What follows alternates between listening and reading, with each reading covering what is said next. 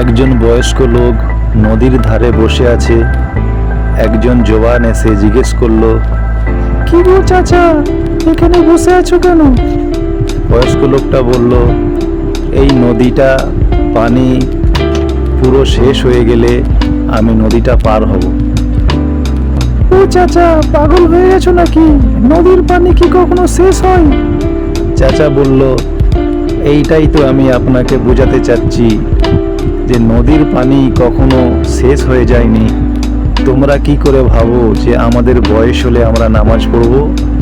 তার আগেও তো তোমরা দুনিয়া ছেড়ে দিতে পারো।